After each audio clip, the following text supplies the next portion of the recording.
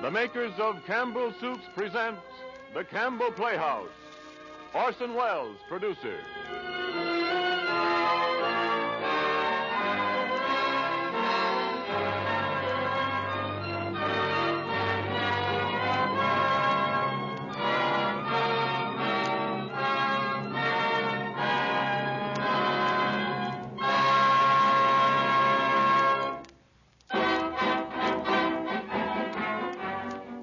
Good evening, this is Orson Welles.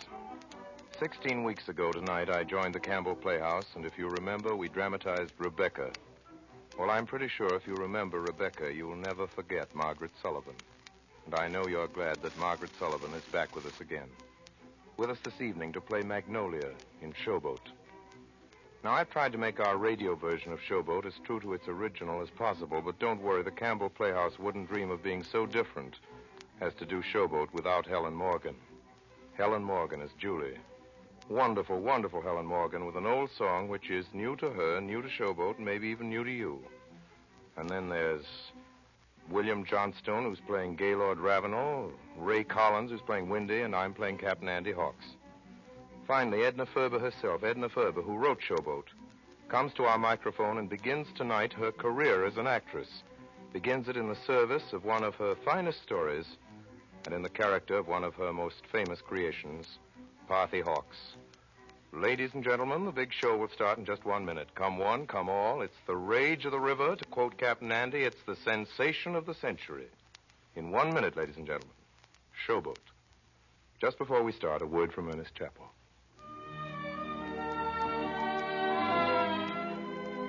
Up to a comparatively short time ago, vegetable soup, more than any other, had been associated with the traditional home soup kettle. For years, many housewives followed the old-time custom of making this soup in their own kitchens until one by one they discovered Campbell's. They found that Campbell's vegetable soup had the same good flavor, the same nourishing quality they themselves had always striven to get. Now, if it happens that you are one of those who haven't made this discovery, and if you still think good vegetable soup can only be made at home, may I suggest that you try Campbell's vegetable soup? I'm sure its convenience will appeal to you immediately. It's ready to serve in almost no time at all.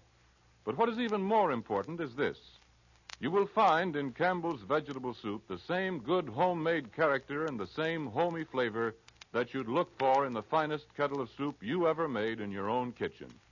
Campbell's have kept faith with time-honored home traditions in making this soup. You can tell that in the taste of your first few spoonfuls. Expert home cooks sipping this soup critically nod their approval. So won't you give Campbell's vegetable soup a trial? Make a note of it in planning tomorrow's meals.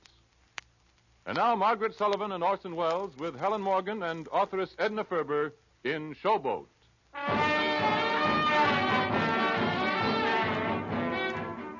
If you were an habitué of Old South Clark Street in Chicago's gay 90s, you may remember her still. Nola Ravenel, soubrette. And that amazing, slow smile that's still talked about among the older writers on the dramatic pages. Some of the same men who today print 4-column pictures of her daughter Kim Ravenel, on the front pages of the Sunday sections. To Magnolia, it all seemed like a vague dream now. Those long years in Chicago with Ravenel, months of heartbreak and failure after he'd gone away. The years of success. Playing Chicago, playing the circuits, playing the East. And then at 60, retired, living with Kim in New York. Watching Kim's success. Knowing all the right people, going to the right places. A strange dream world in which she'd been living all these years. And now, suddenly back.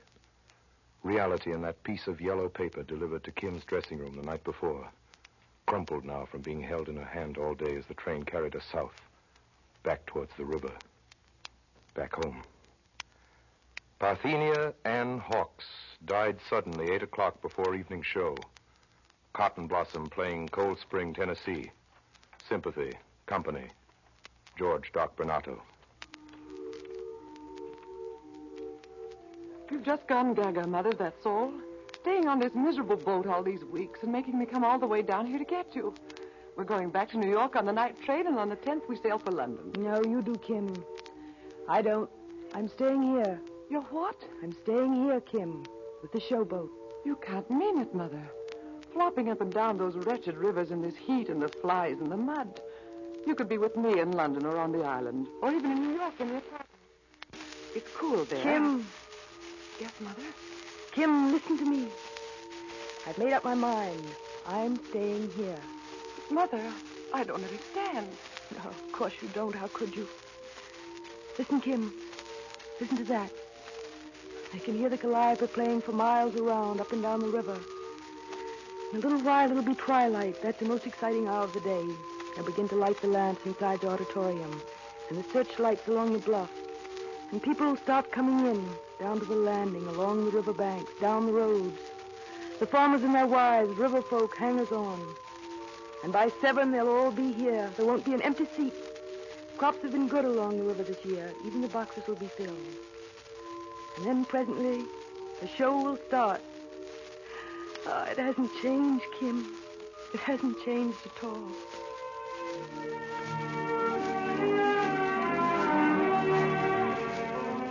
It's been years since Nola Ravenel was Magnolia Hawks, the rage of the river, the sensation of the century, the queen of the cotton blossom. The cotton blossom. That's what Captain Andy's showboat was called. Green trimmings and gold letters a foot high, Captain Andy Hawks, Cotton Blossom, Floating Palace Theater. There were 8 in the company, not counting the crew. Andy Hawks himself, captain and owner, with 35 years' experience on keelboats, steamboats, packets, and showboats.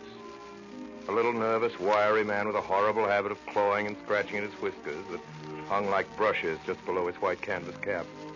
There was his wife, Parthenia Ann Hawks, a bulky, frigid female with a long, hoarse face and a New England passion for discipline. There was Julie Dozier with her rich, deep voice. There was old Windy, Pilot, and George Schultz, and the rest of them. And year after year, the cotton blossom floated down the rivers. It started out in April and got back in September, and year after year they gave the same plays. East Lynne, Lady Audley's Secret, Tempest and Sunshine, Madcap Marjorie, Uncle Tom's Cabin. Year after year, they grew more successful. And then one morning at Mobile, Captain Andy made a shocking discovery. In the night, his ingenue lead had packed her trunks and left with a black-mustached gambler who had followed her down the river from Paducah, Kentucky. And that afternoon, the captain's cabin, a great battle was fought over the fate of the girl with a pale face and a large mouth whom America years later was to applaud under the name of Magnolia Ravenel. At this time, she was just 16, and her name was Maggie Hawks. My own daughter, an actress, over my dead body, Hawks. And you know, reeds ain't hanging around on trees. No, sir. Take us a week to get one from Chicago, another week for her to learn her parts, and then maybe she won't be no gang good. Maggie could go in there tonight. She'd be great. I won't hear of it. Now, Party, you're just working yourself out. Ought to be proud her stepping in, saving us money. We got to close up if she don't. Rather have her in her grave. Oh, she knows all the parts. Why I ever allowed her to step foot on this filthy scow with a lot of riff-raff that I wouldn't touch with a 10-foot pole. Now, listen here, Parthenia Hawks. We got the biggest advance sale we had this season. Yes, Doc's downstairs raking it in with both hands. If you had the least bit of gumption in you, instead of sitting there whining and carrying on, What's the advance? Well, 300, not anywhere near 4 o'clock. Oh, well, have it your own way then. It's no use arguing with you. But remember, it's against my wishes and over my dead body. And if any harm comes of it, I'll know where the blame lays. Magnolia, why ain't you on the stage rehearsing? How do you think you'll be able to go on tonight if you don't do no rehearsing?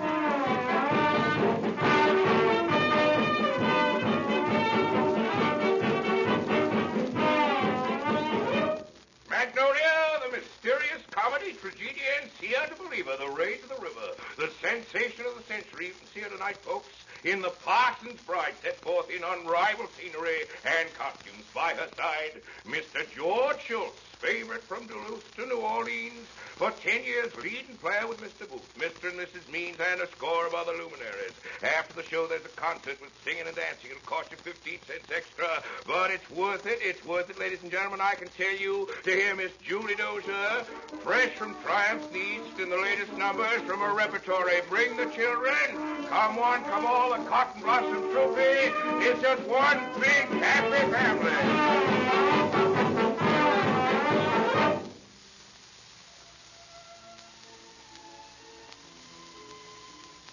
What? Have all your friends deserted you? No, but friendship is too cold a passion to stir my heart now. Oh, give me a friend in preference to a sweetheart. My dear Miss Brown, Miss Lucy. Oh, please don't call me Miss Brown. Lucy, Defender of the fatherless. will you be a poor man's bride? Oh, yes, Henry, yes. Lucy, my own. Bravo, bravo. Now, folks, for them that's paid their 15 cents, we got a first-rate concert. First on the program, ladies and gentlemen, the one, the only, the inimitable Julie Dozier will render her latest triumph from the East, the song that stopped the show in New York, that brought them cheering to the feet in Baltimore, the song that they're still crying at in Boston. Why No One to Love, composed and written by Mr. Stephen Foster. Ladies and gents, Miss Julie Dozier.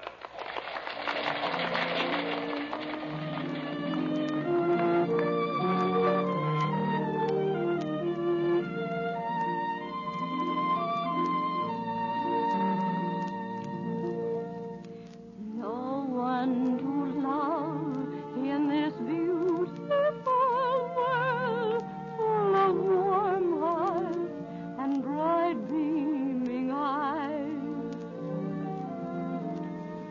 Where is the lone heart that nothing can find, that is lovely beneath the blue sky?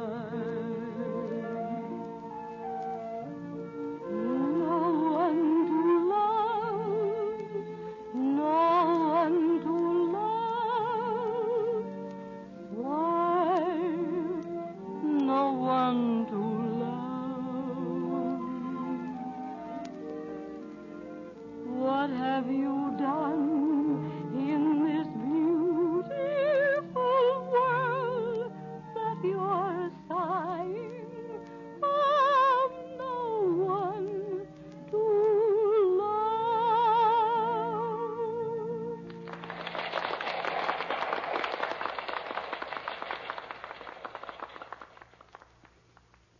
Strange woman, Julie Dozier. With a white face and her deep-set, dark, dead eyes. In the 4 years she was on the Cotton Blossom, Magnolia got to like her better than anybody else in the world, except Captain Andy, maybe. In a way, she had a lot to do with what happened to Magnolia in later years. Julie. Who is it? Oh, Magnolia. Now, can I come in? I couldn't go to sleep. I was so excited. I heard you singing. Come in and shut the door. Julie, listen. I want to tell you something. And I want to ask you, do you think I can ever be an actress? A real actress, I mean? Why, sure, honey. You were wonderful tonight. A little scared, maybe, but, oh, gee, they loved you. Mama doesn't want me to be an actress, not really. Besides, I'm not pretty. Mama says I'm not. Oh, when you smile, you are. You've got the loveliest smile I ever saw. Have I, Julie? Listen to me, Magnolia. I'm going to tell you something, only it's a secret. Yes, what? When you grow up, don't smile too often. But whenever you want anything very much, or like anyone, or want them to like you, smile. I guess maybe you'll learn that without me telling you. Well, good night, honey. Oh, Julie, I don't want to go yet. They'll be wondering where you are, and then Parthy will be after us. Good night. Good night, Julie. A year later, Julie was gone. She left in a way that Magnolia never forgot. One morning, they put in at Lemoyne, Mississippi. It was late April. The Cotton Blossom was only a few weeks out of St. Louis, on her way down the river. Hey, Julie! Julie! Julie! Yes? It's Papa and me, Julie. Can we come in? Hello, Julie.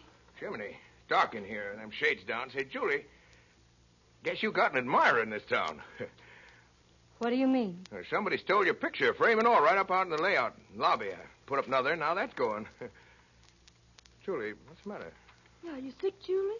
Well, are you now, Julie? Well, now, ain't that a shame? You can play all right tonight, though, can't you? No, I can't play tonight. Don't ask me. Well, if you're as sick as all that, you better see a doctor. I'll be all right after a while. Hawks! Andy Hawks! Oh, here I am, Parthy, down here in Julie's room. Come on What down. you doing down there, sitting around gabbing, I'll wager, with the best advance sale we've had since we started out? Here it is, 11 o'clock, and half the house gone already. I never played this town before. License always too high. They starve for some play acting. What's the matter with her? Oh, she's sick. Well, so long as you're all right but tonight, Julie. Says she won't be. Won't be? Why, she ain't sick, is she? I mean, sick? Yes, she is, Mama. Well, what you doing sitting here for, Maggie? Go fetch a doctor.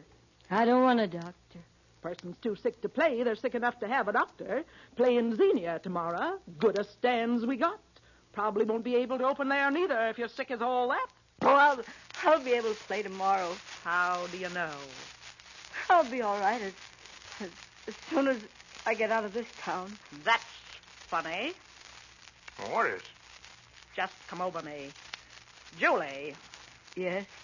you took sick at this very town time we came down river last year. Well, nothing so funny about that. Soon she heard we wasn't opening here because the license was too high. She got well all of a sudden. Oh, leave me alone, can't you? Well, I may not know much. Why do you but think a girl didn't have the right to feel bad? Now, Parthy, you get along, tend to that ticket office. We can't show tonight. We got to leave them know. Sure you won't be feeling better by night time, Julie?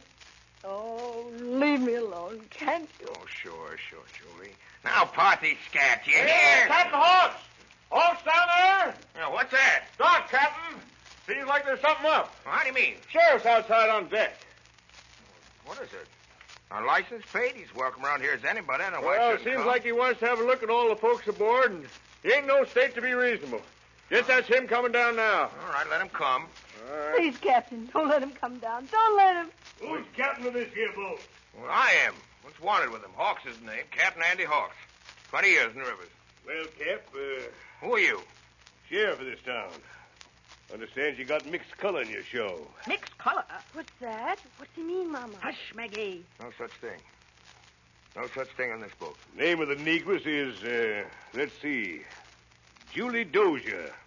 Julie. Yeah, which one's her? That's me. You Julie Dozier? I am. Who's been telling you this stuff, Sheriff? Fella lives here. Seen her picture when he come to buy tickets to your show. This fella says you was born here. That's right. Your mammy was colored. Well? Yes. Well? You done here now, Sheriff? Because if you are, you can get out. Or have you got something more to say? No. Guess I'm done now. I'll be going. Only let me tell you this, Captain Hawks. You better not try to give no show with mixed blood in this town tonight. Just thought I'd warn you. Bye, Captain Hawks. Bye, ma'am. Maggie, you come away from here. No, I want to stay with Julie. Julie. Now, you're not going to cry, honey. Why, it's only like I was going the way we do winters. After we close the showboat. Only it won't be coming back again when it's spring. Oh, heavens. In our business, folks are always meeting up. Ain't that so, Captain? Yeah, sure thing, Maggie. Come on, Maggie. You got your practicing No, to do. no, Mama. I want to stay with Julie. March. Mama, I don't see why I can't stay here with Julie. Please, I don't see why I shouldn't. Well, Julie, what do we do? I'm going, Captain Andy. Don't worry. I'm going. Well, I'm sorry, Julie. It's too bad. You're the best actress we ever had in this boat. Well, I better go. My things are all packed. Julie, Yes? I just wondered, I have fixed for money. Oh, I'm fixed all right. I've been saving. You treated me well, Captain. Yeah? I'd like to say goodbye to Magnolia, if you don't mind. Julie, you know how Parthy is. She don't mean no harm, but, well, guess she feels you and Maggie maybe shouldn't. I see. You know, women folks are funny that way. Well, I guess I'm ready. Yeah. Goodbye. Goodbye, and thank you, Captain. You've been awful good. And, Captain, tell Magnolia goodbye for me. Sure will. Goodbye, Julie.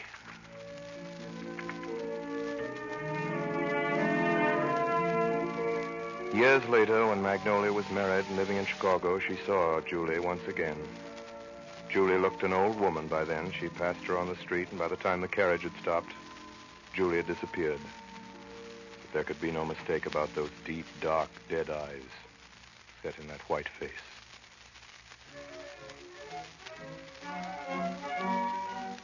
After Julie had gone, life went on as usual on the Cotton Blossom. 3 months went by. They floated down the river, Memphis, Vicksburg, Natchez, Baton Rouge, and then at the end of August, they reached New Orleans, and there a second disaster overtook the Cotton Blossom.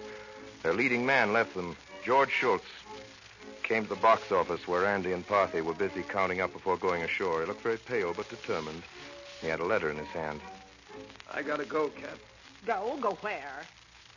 Well, what do you mean, Schultz? It's from her, from my wife. She's in the hospital at Little Rock. That gambling fella left her. She ain't got a cent. Oh, now, Schultz. I wouldn't do it for myself, no matter what, but it's her, Captain. It's for her, not me. Yeah, Schultz, but... I gotta go, I tell you. You can pick up somebody here in New Orleans. There's a dozen better actors than me laying around the docks this minute. Why, I got to talking to a fellow a while ago down on the wharf. I said I was an actor on the Cotton Blossom, and he said he'd acted, too. Maybe he'd like the job. Yes, I suppose he would. What do you think this is, a bumboat?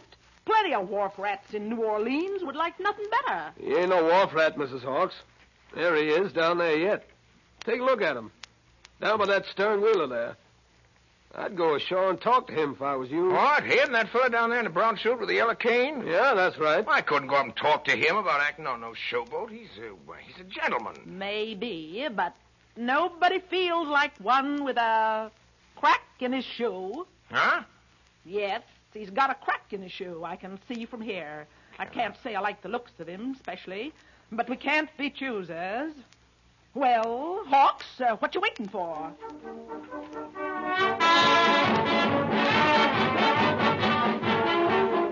Ladies and gentlemen, it's my good fortune to present to you tonight the most magnificent company of players ever assembled on the Mississippi.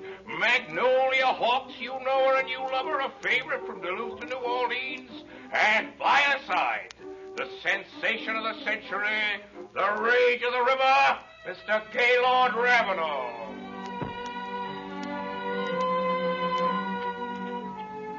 That he and Magnolia should fall in love was inevitable as the cosmic course. She'd never met a man like Gaylord Ravenel.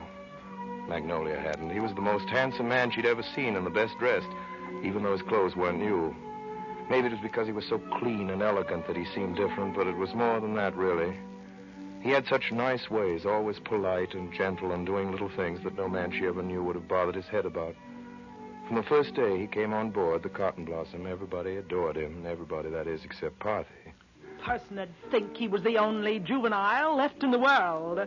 Matter of fact, I can't see where he's such great shakes of an actor. Rolls those eyes of his a good deal and talks deep-voiced, but got hands white's a woman's and fusses with his fingernails. I'll wager if you look around New Orleans, you'll find something queer for all he talks so high about being a Ravenel of Louisiana and his folks governors in the old days and inscriptions about him in the church and whatnot.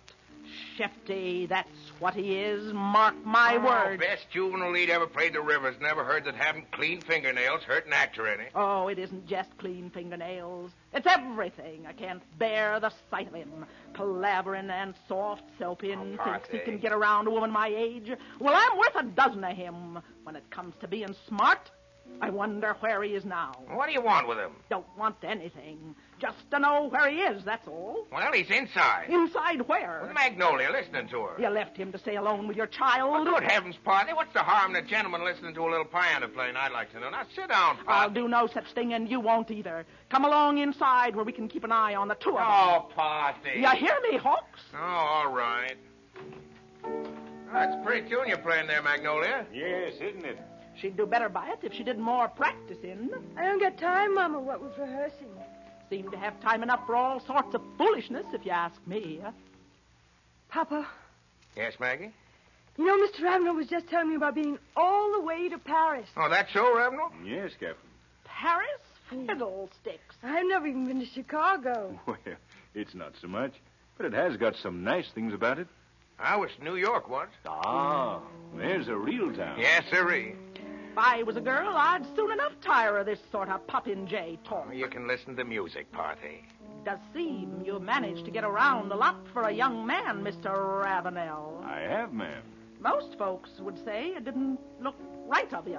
That's so? Takes a pile of money, don't it? Well, Well, however'd you come by so much? Not by your acting, I'll lay. I was telling Andy just now I don't see that you're any great shakes as an actor. Now, see here, Parthy. A body can take an interest in a young man, can't they, Hawks? I just say that most folks would have it that no young man could come by so much money honest. Mama, Eh? I think I'll go to bed. And about time, too. Come in, Hawks. I'll be along in a minute. Good night, Mr. Ravenel. good night, Miss Magnolia. Come along, Maggie. Come along. They floated down the river hundreds of miles of willow-fringed streams, flowing blue in the sunlight, olive green in the shade. Wild honeysuckle clambering over black tree trunks, bare, unpainted cabins the color of the sandy soil. Sometimes the river was a great broad stream rolling down to the sea, and sometimes it was a shallow, narrow stream, little more than a creek through which the cotton blossom went slowly, picking her way cautiously from town to town. It seemed no time at all before they'd played all the bayous and were on their way up the river again and back at the docks in New Orleans. 5,600, 5,700, 25,700, 25. Papa! Huh? Oh, Papa, it's almost 4 and you haven't even changed your clothes. Can't leave this money laying around buttons, can I? Bank's let me on the side door afterwards so as I can She said bank to get it. a carriage and 2 horses and we drive out Oh, to the gosh lake. almighty, Magnolia. Ain't going to turn out an unreasonable woman like your ma, are you? Where's Mama? Isn't she ready either? Yeah, she's ready, all right. Dressed up fit to kill. Don't know where she went, though. Saw her a while back hustling the shore. Had a long talk with the sheriff and then flew off into town. Can't go without her. She might just well sit down and relax. Let's see now. 56, 78, and Miss Magnolia. Oh, how beautiful you look. Huh? What? You're looking very beautiful yourself, Miss Magnolia. Say, Ravenel. Oh, yes, Captain. It's a mighty handsome-looking suit of clothes you got there. Ain't, thinking of leaving us, are you? Well, no. Give me a turn. Well, no cause for that, Captain. First time you saw me, I was in temporary difficulties. Sort of thing that can happen to any gentleman. Now, as you can see, things are better. Yes, sirree. I certainly can. Now, I'll tell you what, Ravenel, you stick with me, and I'll raise you to 20. 25. 25? 30 a week, huh? There ain't a juvenile on the river that's ever got anywhere near that. Well, let's not talk money now, Captain. Unless you'd like to advance me 50 for a week or two. Pleasure, Ravenel. Pleasure indeed. Here you are, sir. 30, 40, 45, and 50. Thanks. What I really came in for was to ask if you and Mrs. Hawks and Miss Magnolia here would take dinner with me tonight. There's a restaurant I know. Oh, Papa, please. Now, Maggie, you know, your ma... Oh, she's gone off. Nobody knows where to. Oh, Mr. Ravenel, we were going to take a drive out to the lake and then have dinner ashore, and he hasn't even changed his clothes, and it's almost 4 o'clock. Probably is 4 Now, o'clock. Maggie... Just don't care anything about me. It's Oh, all this Maggie. old boat and business and money. We're going. Just give me another 30 seconds. It'd be too late to drive, and that's what I like best. Well... If you trust me, Captain, I know where I can get a fine turnout. Chestnuts. They're high steppers, but safe, sir. If we start right now, Oh, Papa, I can, can't I? But, Maggie, if your ma ever comes to here, She's not here, is she? Heck, I don't see how it can hurt much. Of course not. Well, we meet you at 6 for dinner. At Antoine, sir. Antoine, why? Oh, come on, Mr. Ravenel. Hurry. Yes, Miss Magnolia, I'm coming. Good afternoon, sir. Good afternoon. 25, 700, 15, 58, 25, 800, 25, 50, and 870, 872, 870. Oh, what is it? Hawks, the Yes? 2 of them with me own eyes. I tell ya, I saw 'em. What's wrong with you, woman? Gone clean crazy? He's a gambler and a murderer. Who's a gambler and a murderer? He is. For 2 cents, I'd murder you. Come howling in here. A man's trying to run his business. Listen to me, you fool. I've been to the chief of police, and a perfect gentleman if ever there was one, and he's killed a man. Chief of police killed a man? What man? Ravenel. Ravenel's killed a man. Oh, good heavens, when? A year ago, right in this very town. Oh, well, they didn't hang him, did they? Hang who? Well, Ravenel. Why, no. Said he shot in self-defense. Well, he's killed a man. They let him go. Yes. Well, what's that prove? Eh? Proves he's right to, don't it? All right, what of it? What of it? This very minute your own daughter's out with a murderer. That's what. Mrs. Hawks, ma'am, when I was 19, I killed a man, and for 25 years and more, I've been as respected as... Hey, Parthy, what? Oh, boy there, Doc. Mr. Mean, somebody fetch some water. Parthy's fainted.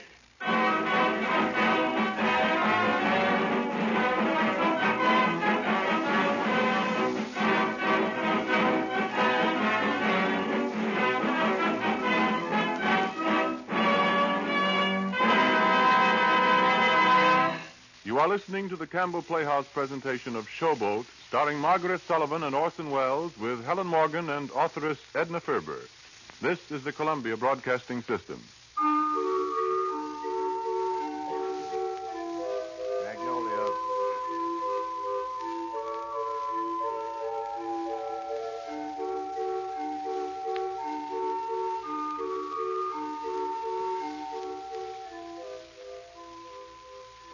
This is Ernest Chappell, ladies and gentlemen, welcoming you back to the Campbell Playhouse. In a moment or two, we will resume our presentation of Edna Ferber's Showboat.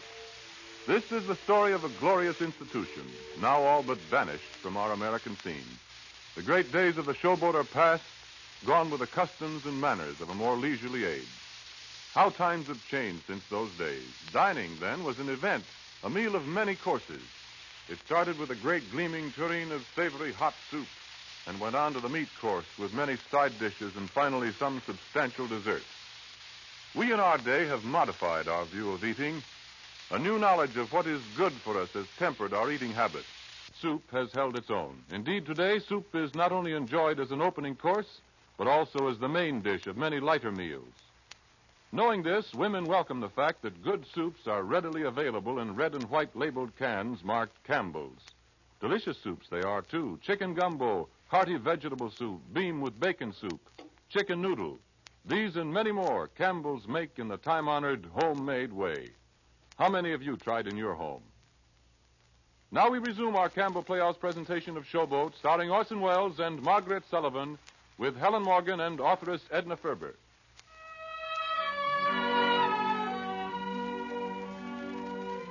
Magnolia, as you may remember, never remembered very clearly what happened that afternoon. Gaylord Ravenel drove her far out into the country to a little church with a graveyard, and they got out of the carriage and walked around under the trees, and there were graves there with the names of Ravenel on them. That's what he said. His father and grandfather and way back beyond that, he said, and she didn't remember much about the ride back to town, or dinner, or anything. Up till showtime, except Gaze smiling at her and her smiling back at him. Hawks, that murderer goes or I go. That's final. Oh, Parthy. You can tell him tonight. He's the best juvenile lead ever played the rivers. Now that scene's beginning. Willing to sacrifice your own daughter, are you, for the sake of a few dollars? Sacrifice? Just letting her speak civil to his handsome young fella? There. Watch now. Just see him out there looking at her. Oh, he's a darn fool if he didn't. You mean to tell me you'd see your own daughter married to Oh, now, a good worthless... heavens, woman. Can't a man look at a girl without his having to marry her? Having to marry her? Having... If I was a girl like Maggie, I'd run off with him. That's the truth. She had any spirit left after you deviling her for 18 years, she'd do it. That's right. Put ideas into her head. I'm not putting How do you ideas know into who her he head. is? He's a Ravenel. He says he is. Well, didn't he show her the church? Oh, Hawks, you're a zany. I could show you gravestones. I could say my name was Bonaparte and show you Napoleon's tomb, but that wouldn't make him a grandfather, would it? Hey, folks. You're going it so loud, people out front can't hear the show. Now, Parthy, hush up and listen to the show.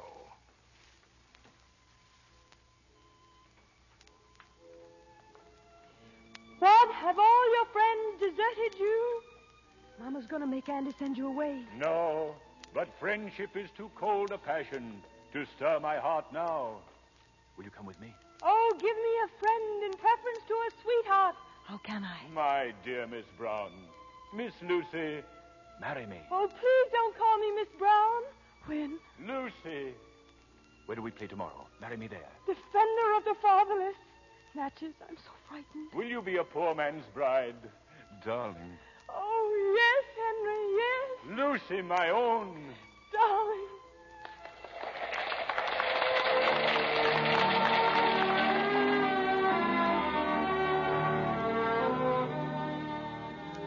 Magnolia, for heaven's sake, take your time. The minister will wait. Oh, Gay. Where did you think you were going, huh? To a fire? I don't know. I guess I was afraid Mom would light out after me. Did you see you leave the boat? I don't think so. There, I've got my breath. Come on, let's go in and get married. Oh, now, hold on a minute. We've got to be engaged first. Engaged? Of course. Hey, give me a hand. Oh, the other one's silly. Well, I've never been married or engaged to anything. I'm so excited. Oh, Gay. Gay, a diamond. You like it? Oh, it's so beautiful. I've never seen one before. Just look what the sun does to it. That's nothing to what the sun does to you. Oh, crazy. You want to get a kiss? You mean in broad daylight? Right here in the minister's front yard? Well, why not? Well, of course we are getting married.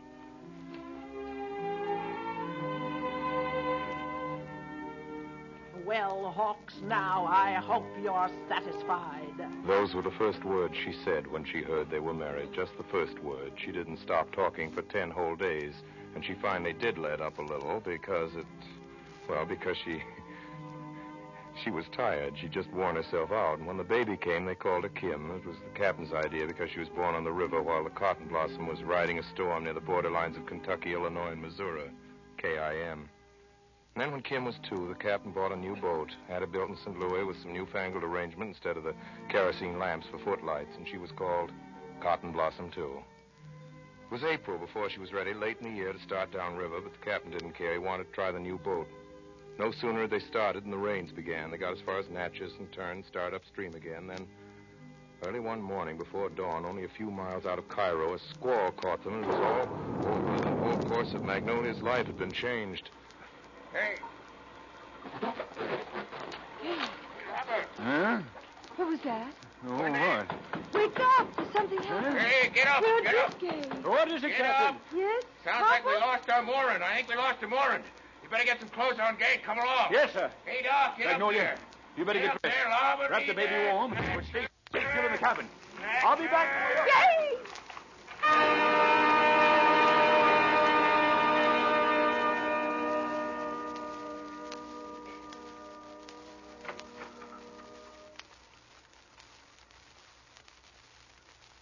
Mama, is that you? Magnolia! Quiet, Mama. Kim's asleep. How do, Maggie? Wendy, is everything all right? So quiet suddenly. Yeah. Soon as daylight came, the squall quieted right down. Well, is everything all right? Got off the snag, if that's what you mean. There's something wrong. What is it? Where's Papa? Well, he was bobbing around on the deck, and of course he had no business giving orders. That was my job as a pilot. But he always did that, ma'am. I never minded it. What's happened to Papa? Where is he? Had to be the fastest channel on the river, too. He was leaning over, trying to snatch her. It was dark and the rain and all. Wendy, what's happened? He was gone before we could get to him, Maggie. And with the rain and the dark and the current, we did all we could. Ain't no use. Not in this part of the river. He's dead, Maggie.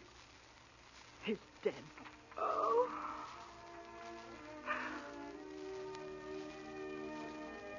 With Andy gone, things were different. Might have worked out for a while if Parthenia Hawks hadn't been what she was. The first to go was the pilot, old Windy McLean, about a month after Andy died. Here now. What do you mean? Yes, I'm speaking to you, Windy McLean. What is it you want, Miss Hawks? If I've had those steps to the pilot house scrubbed once, I've had 'em scrubbed 10 times this week. Well, what's the matter with him? What's the Look at 'em. All muddied up, What's that side ladder for, I'd like to know? I've told you before. Miss Hawks, ma'am, I'm no hired hand. I worked with Andy Hawks 25 years. I pay you, don't I? And good pay it is, too. Well, the thing is, you can't run a boat like you would a kitchen. Well, I'm not going to have it. You traipsed in all over, spitting your filthy tobacco and leaving muddy tracks. Ma'am, Well, you're Hawks' widow. no need to remind me. That's why I said I'd go on working same as if Andy was alive. If you'd no mind to stay on, there was nobody begging you. I figured Maggie's husband be the boss after... Well, I'm running this boat. Fact is, ma'am, I ain't no petticoat pilot. Fact is, I guess I lost my taste for rivers since Cap went. Lost my nerve, too, I guess. I'm through. Your money'll be at the office for you. Thanks, ma'am.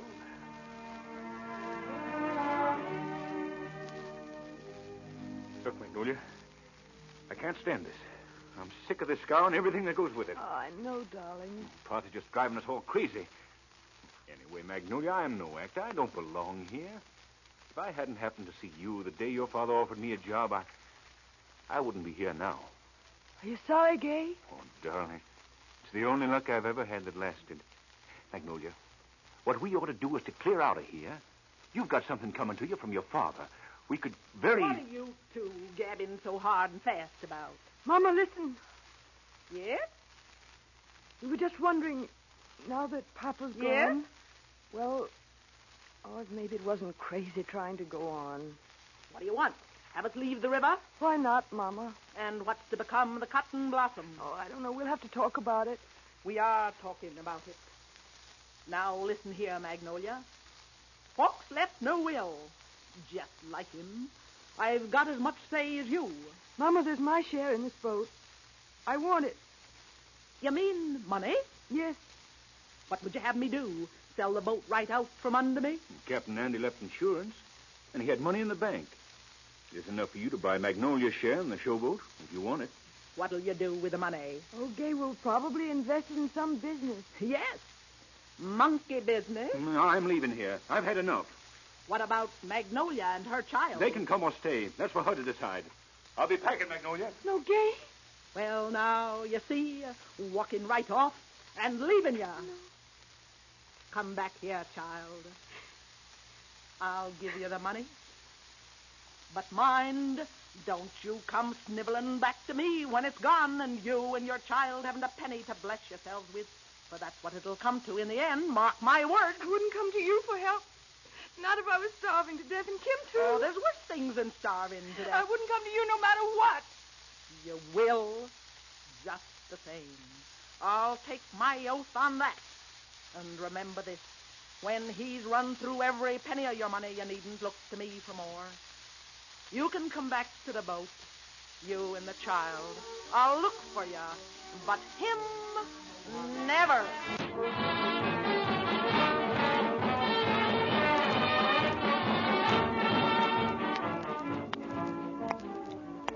Nothing was too good for Gaylord Ravenel. That first winter they lived in Chicago. They had a suite at the Sherman House, a nursemaid for Kim, a pair of English hackneys to drive them to the races in the afternoon and to the theater in the evening. And that winter, for the first time, Magnolia tasted champagne, wore sables, sat in a box at Hooley's, and saw the Hoochie Coochie dance at the World's Fair. It was all very pleasant and luxurious and strange, almost like a dream. And through it all, Gay was beside her, handsome and elegant and thoughtful, laughing at her wide-eyed enjoyment. And then, one day, suddenly, their money was gone. Simply gone. I'm sorry, Magnolia. I haven't got it. Kay, darling, how do you mean you haven't got $100? You know, it's that green velvet dress you like so much. You told me to get it. Now, this is the third time they've sent the bill, so will you give me the money? Or write a check if you'd rather. I tell you, I haven't got it, Magnolia. Well, tomorrow will do. But please be sure tomorrow that you... I can't be any surer tomorrow than I am today. We haven't got $100 in the world, and that's a fact. But, darling, we had 30,000. I know. I'm afraid it's gone. I've been running bad luck for weeks. Bad luck? At what, Gay? What do you mean? Pharaoh. But, Gay, we had $30,000. Thousands don't last forever, my dear. And besides, last week I took a flyer. A flyer? Yes, a tip on the market. The stock market, dear. Stocks. Oh, you wouldn't understand, Magnolia. But all of it, Gay? You didn't lose all of it on the market? Well, no. Some of it on the market and some of it at Faro. How much, Gay? How much? Oh, what does it matter? It's gone. But, Gay, how much at Faro? A few thousand. How many? 5? Yes, 5. More than 5, Gay. Well, near 10, probably. I don't remember, Magnolia. What does it matter how it's gone? It's gone. Once a month came a letter from Parthy, no more, no less. It came addressed in a firm, small hand to the Sherman house. Crops are pretty good, so business is according. I put up grape gel last week, a terrible job, but I can't abide this store stuff. No real grapes in it. Well, I suppose you're too stylish for the cotton blossom by now, and Kim never hears of it. I got the pictures you sent. I think she looks kind of peaked. Up all hours of the night, I suppose, and no proper food. Never heard of such a thing. Well, I will close, as goodness knows. I have enough to do without writing letters where they're probably not wanted. Still, I like to know how you and the child are doing and all. Your mother, Parthenia Ann Hawks. Dear Mother, Gay is more than good to me. I have only to wish for a thing, and it is mine. Everyone says Kim is unusually tall and bright for her age. Gay speaks of a trip to Europe next year. I have a new fur coat. He's very good to me. Never an unkind word. We are very, very happy. Love, Magnolia. Magnolia and Ravenel moved. The first of those endless changes that marked their life in Chicago for the next 12 years. They left the plush and ice water and fresh linen and rich food and luxurious service of the Sherman house. They moved to a shabby family hotel, sort of actor's boarding house on the north side, just across the Clark Street Bridge in Ontario. It was within walking distance of the places, Gay said. And by places, she knew that he meant Jeff Hankins and Mike McDonald's and Prince Varnell's and other establishments on Gambler's Row, where he spent his days. Every day for 12 years. And always it was famine or plenty, no middle ground. Sometimes a bad streak would last for weeks. First the Malacca cane would go.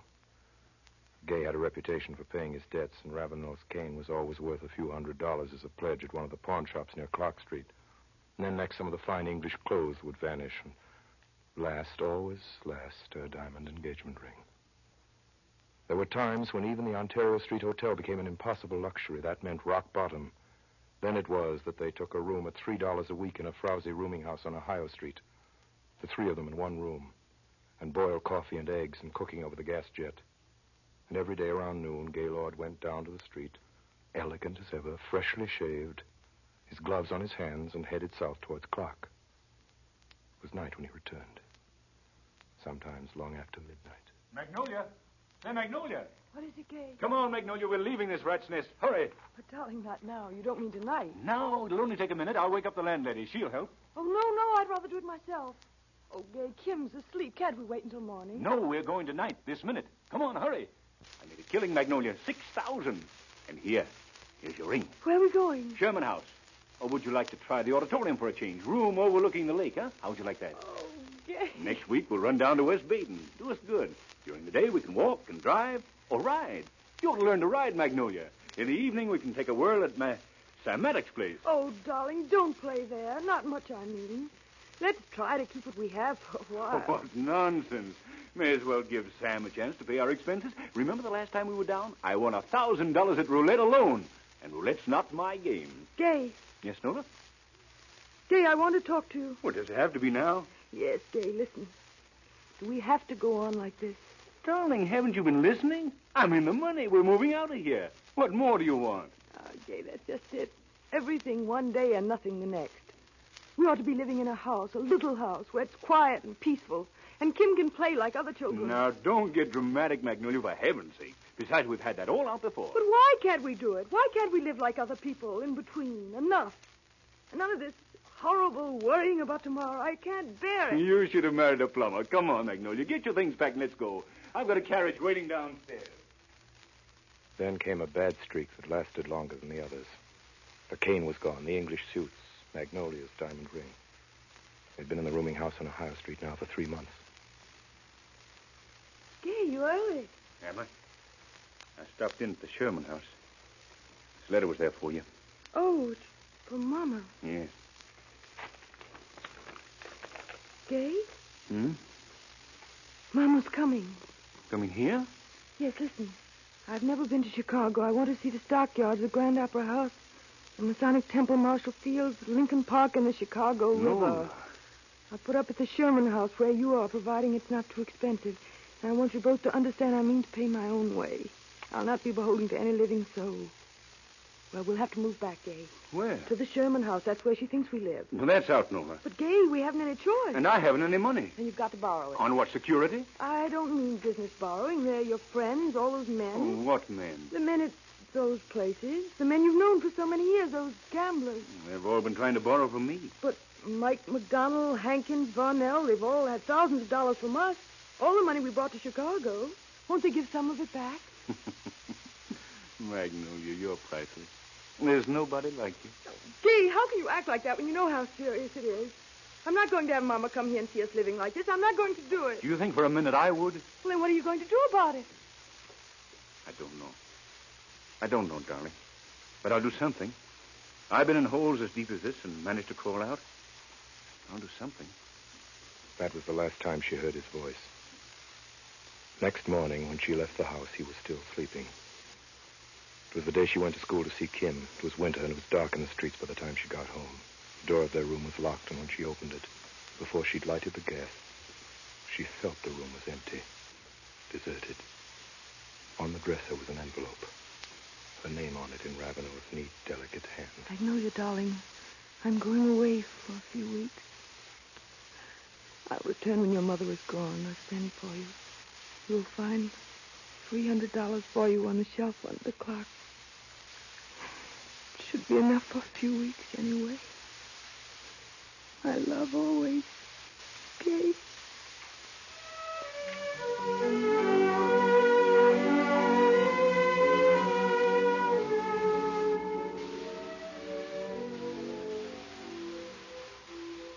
So you see, Kim, it's a long story.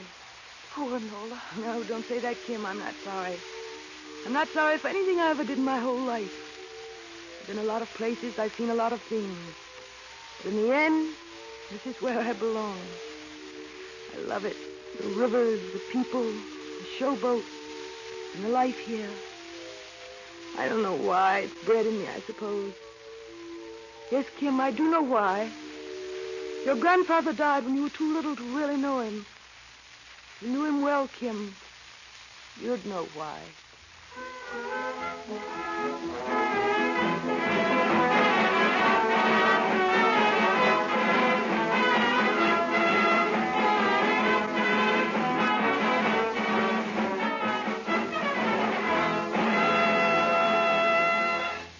This concludes the Campbell Playhouse presentation of Edna Ferber's Showboat, starring Margaret Sullivan, Orson Welles, Helen Morgan, and the authoress herself. Miss Ferber has something special to say to us tonight, and in just a moment, Orson Welles will bring her back to the microphone. In the meantime, here is Ernest Chappell. When you taste Campbell's vegetable soup, I'm sure your verdict will be the same as that of millions of others who agree it is so good that it's a waste of time and energy to go to all the trouble of making vegetable soup at home. You can prove it by serving this great family favorite tomorrow. And if there are children at the table, I know they'll show you by their busy spoons what a big hit it makes with them, too. And while they're enjoying it, they'll be getting the nourishing benefits of 15 fine garden vegetables. If you have thought there never could be another vegetable soup as good as the homemade kind, then this is important. Campbell's vegetable soup is made the good home way, from the simmering of its invigorating beef stock to the careful blending and cooking of its vegetables. It's so good and so substantial that it's almost a meal in itself, the kind of vegetable soup you'd expect from the finest home soup kettle. Why not try it tomorrow? Remember to ask your grocer for Campbell's vegetable soup. And now Orson Welles brings you his guests of this evening. Ladies and gentlemen, I think you know everybody here. Margaret Sullivan, who is Magnolia, whom you have seen so many times in movie houses and in theaters, giving so many fine performances, is our guest on the Campbell Playhouse for the 5th time. In fact, the last thing she did before she was Bridget Haywood's mother, which she is, was if you remember, the nameless heroine of our radio version of Rebecca. Miss Sullivan, it's very nice to have you back. Oh, it's nice to be back, Mr. Wells. It always is. I know you know Miss Morgan, and I know you love her just as much as I do. Ladies and gentlemen, Helen Morgan. Mr. Wells, thank you for another chance to play Julie. I suppose I know Showboat about as well as anybody. May I tell you, it has never seemed more real to me than tonight. Miss Morgan, you're very kind. And now, ladies and gentlemen, because Miss Edna Ferber made her debut tonight as an actress, and as you will agree, a very good actress at that, in the role of Parthy Hawks, and because she wrote Showboat and should have something interesting to tell us about it, I've banished all banter and badinage from our customary afterpiece and asked her to take the floor and say what she will. Miss Edna Ferber. Today, in 1939, I never could have written Showboat. I am too agonized at what I see and hear in the world about me. Showboat carries no message. It is just a romantic novel about a rather glamorous phase of American life. Since it was written in 1926, and this is 1939, there must be in it a quality that strikes a sympathetic chord. It never could have been written in a war-torn world. A writer should feel free to write as he pleases, and in these times, he's deprived of that feeling. Those millions of you here in America who have chuckled over Huckleberry Finn and Tom Sawyer, those of you who have thrilled to that majestic piece of prose, the Gettysburg Address, who have read and heeded the wise sayings of Benjamin Franklin, whose pulses have quickened to the beat and march of Walt Whitman's poems. If you love these things and believe in their beauty and worth, save them. For long, long after the rulers of people are dead, the literature of a country lives on. You who are listening to the Orson Welles program tonight, make up your minds what kind of world you want for your children. Walt Whitman told you. Listen to what he said. Long, too long, America, traveling roads all even and peaceful, you learned from joys and prosperity only. But now, now to learn from crises of anguish, advancing, grappling with direst fate, and recoiling not. Now to conceive and show to the world what your children en masse really are. Traveling roads all even and peaceful, you learn from joys and prosperity only. But now, now to learn from crises of anguish, advancing, grappling with direst fate, and recoiling not. Now to conceive and show to the world what your children en masse really are. Thank you, Miss Ferber. And thanks to you, Miss Sullivan and Miss Morgan. Please come back to us again on the Campbell Playhouse whenever you will.